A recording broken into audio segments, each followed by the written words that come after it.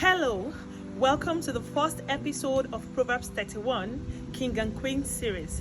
Today's episode focuses on the king. So, your lordship, have you heard phrases such as be a man, suck it up, you're a man, and wondered, well, how do I be a man? Join me as we take a look at the possible how to be a man. I am Tommy, your host, and my perspective is rooted in the scriptures alongside experiences in my everyday life with people all around me. I believe you are familiar with the famous saying, Proverbs 31 woman, or the virtuous woman. Let me draw your attention to another important character in Proverbs 31. A profound reason this chapter is tailored, targeted, taught to women in their everyday lives to become the virtuous woman. But like I said, examining another character in that chapter is the king, King Lemuel. This brings us to the topic I have titled Identity of the King. Proverbs chapter 31 verse 1 explains to us who is speaking in the scriptures. It says, words of King Lemuel, oracle which his mother taught him. So the king is the one telling us what his mother had taught him, and then he had owned it and it became his own word, giving reference and praises to his mother, tutor, teacher, a carer, a primary caregiver in his life, someone who has nurtured him. So the identity of the king here was that the king was taught. So the role of teaching is important to be a man. The role of teaching is important to be a king. In order to know what to do, you need to be taught. In order to know how to act, in order to know how to behave, you need to be taught. A man needs to be taught. So teaching is important in the life of a man. Teaching starts from infancy all through the journey of life. Verse 2 talks about how the queen mother nurtured the king with a sense of worth. What, O my son, and what, O son of my wounds, and what shall I advise you, O son of my vows? So we can see the queen mother here nurturing King Lemuel with worth, a sense of worth. She understands that this is not just a commoner, he is royalty. She treats him with respect. She nurtures him right from infancy into becoming a toddler, into becoming a teenager, young adult, and even onto the point of becoming a full-grown man. The queen mother supported Lemuel to be comfortable in his royal identity till he realized that he represents royalty and behaves like that, behaves like royalty. Therefore, for a man to be a man, it is important that he is guided, he is supported, he is nurtured with sense of worth, and also supported to be comfortable, to behave like a king and not a common man. So in order for him to be a man, he needs to be shown, he needs to be taught, he needs to be modeled onto. Psalm 127 verse 3 says, children are the heritage of the Lord. So it is important to teach, to nurture, to cherish them, and lead them to eternal life, and lead them to be comfortable, to live a life on earth in the purpose of whom God has created them to be. Verse 3, the king was taught what to do and what not to do explicitly, written down, and then implicitly, things he should use his common sense for, to make decisions in between bloodlines where things are not really written down. It was given to him in detailed explanation of everything that he needs to do, broken down to practical and applicable ways he could make sense of. To be a man, he needs to be told what to do in the way he will understand. The way the queen mother, which is King Lemuel's mother, told King Lemuel, that knowing that you are king, you even physically, monarchies, you have certain authority that you exercise and then nobody questions it to some sort. But then she's made him to understand that despite the fact that you have this power, relinquish power and then not use it in a way where it is not beneficial to you and to people around you. And then it was sold in ways where he would understand, like, do not give your generative strength to women, or that which will destroy kings. So that is giving example, practical example that are applicable to his life, to what he can do as a king. Therefore, from the identity of the king, it derives a point that the king was taught what to do and what not to do.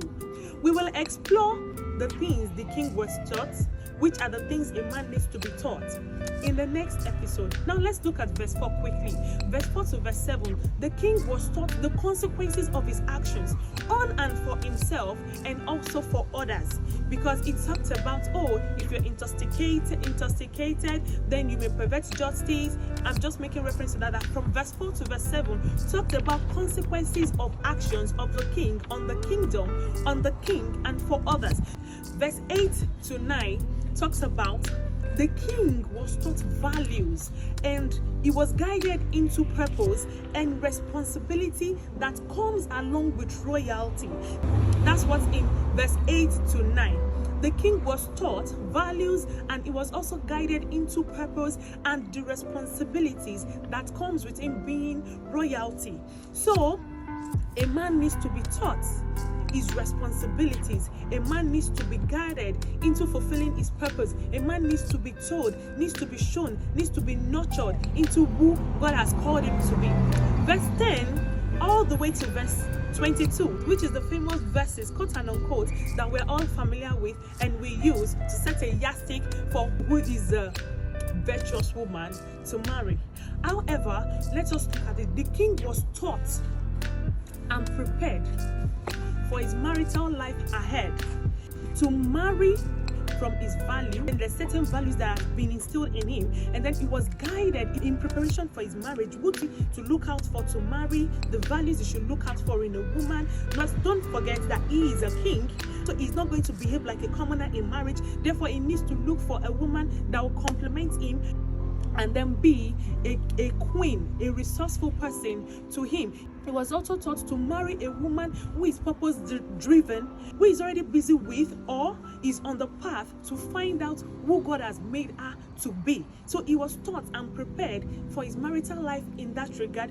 He was also taught to allow his wife to shine and to fulfill purpose, to do what God has called the woman to do, and not be jealous and not be intimidated, rather to support and celebrate her through it. So his emotions were solidified and his mind was prepared ahead for his marital life. So the king was taught to function in whom God has made him to be.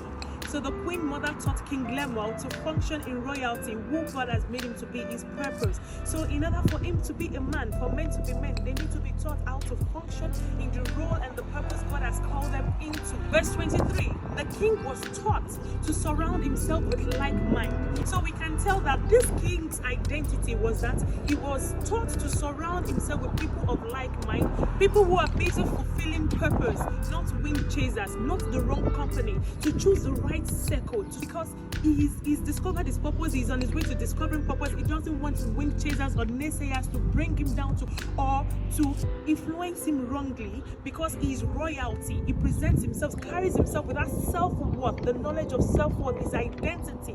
So a man, in order to be a man, needs to be taught how to surround himself with like minds. He needs to be taught how to have buddies who support him physically, spiritually, emotionally, intellectually, to bring out the purpose, God-given purpose in him, to bring out the best in him. He sat at the city gates with the elders of the land. Also means he was taught how to be vulnerable. He was taught how to find a shoulder to lean on. He says, our husband is praised when he sits at the city gates with the elders of the land. So it shows that the king was taught the importance to have close circle where he can be vulnerable, where he can know that yes, he is a man, but it's okay. It is okay to have the high and low moment, where he has shoulders to lean on, hold him by the hands when he is falling. Yes, it's okay to fall, but then he has bodies to lift him up, to help him to rise again. So a man is that person who has been taught how to discuss his emotions, not just the suck it up, you're a man, oh, be a man. No, how can he be a man? He needs to know it is okay for him to discuss what he is feeling, and then that helps him to manage his emotions and builds up how he behaves, how he reacts, what he says, his perspective, his actions and reactions to himself, to others. It is okay to experience some low moments at some time, but then pick himself up. But then picking himself up doesn't just happen. He needs help, he needs assistance, he needs resources. So there should be more resources pointing him towards the right direction. He shouldn't just suffer and die in silence. He should open up, speak up when you need help, when you need support, when you are tired, when you don't feel like being a man is easy. It's okay to own up to it. Owning up to it means you're just self-aware of when you've had enough, when your emotions is eating you up, and you know what, you're looking for solution on how to get up and get running with it. Proverbs chapter 11 verse 14b emphasized that it doesn't hurt to have somebody you can talk to. Come out of your shell, put ego aside, open up and talk to somebody, because in the multitude of counselors there is safety. So who teaches the men? The parents begin laying the foundation of teaching when a man is born, especially the mother. Whether you're a married woman together with your husband, a single mother, or a divorcee, you have the responsibility to teach that boy. Because it is easy to say, oh, men has come, or men act rubbish, or when it is your husband, or when it is your partner, or when it is your boyfriend, or someone else's boyfriend. But when it is your son, the goalpost is shifted. So women from time immemorial complain about the men in their lives. But what are they doing to change this as a woman or as a mother? It is your responsibility to lay the foundation of teaching, and then for other worthy and approved people, such as the teacher or an approved father figure or an approved male that can model to the child who being a responsible man is, to put that in the child's life. The father and the mother, they model to the child as examples of how to be a king. So the father shows him by being an example how it is to respect others, to be tolerant with others, to be patient with others, to express himself as a person, as a child as well. Children are the heritage of God. So bear in mind that that boy is royalty because he's God's heritage. So they teach him the basic life skills, how to groom himself, how to clean himself up, how to keep his appearance clean as well. They also teach him how to make relationships, to establish valuable relationships. So he's taught and modeled to how to have valuable relationships in his life, like friends. The parents will have friends around them who are reliable, who are resourceful. So he sees the parents moving in line with mind sharpeners, people who challenge them to become a better version of themselves. So that is a model to the child to say that, oh, relationships are as well important in his life. Relationships that will move him forward, relationships that he can benefit from, as well as he can be a benefit to the other party. He is also taught how to have relationships, to establish relationship with God, because he is the priest. A king is a priest of his own house. So the Bible says that we are priests and we are kings. So he is taught how to establish his priestly authority. Proverbs 22 verse 6 says, train up a child in the way he should go, and when he is old he will not depart from it.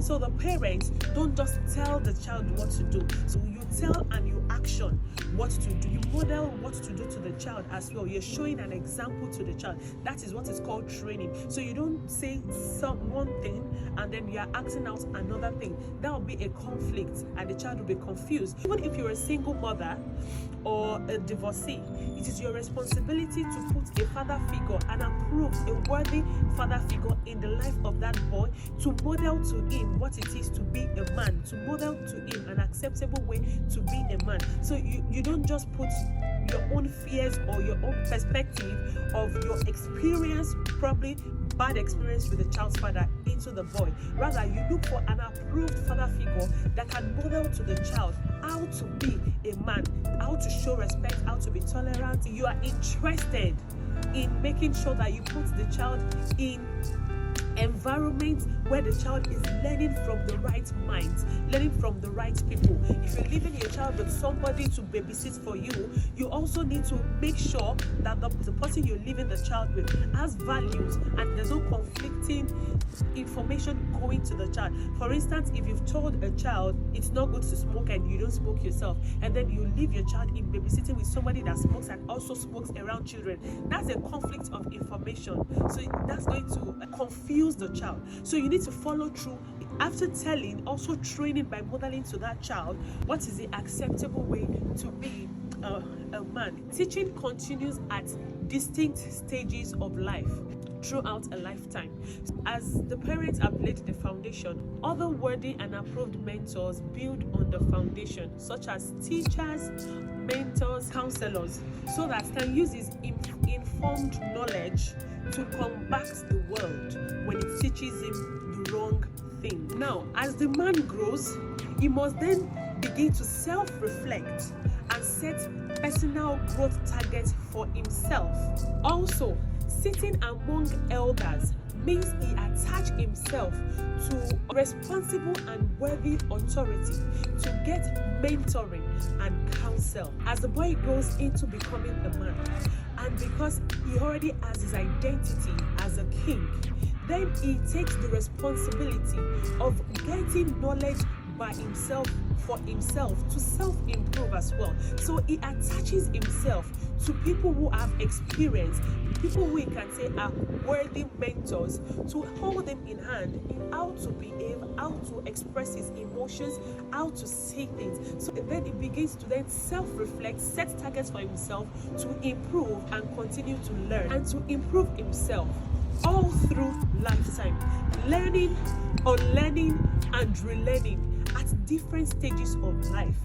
That is how to be a man, according to Proverbs 31, verse 1 to 31, from King Lemuel, who is our anchor character in Proverbs 31, verse 1 to 31. I hope you've enjoyed this, and I hope you've drawn one or two things that are applicable in our everyday lives in how to be a man.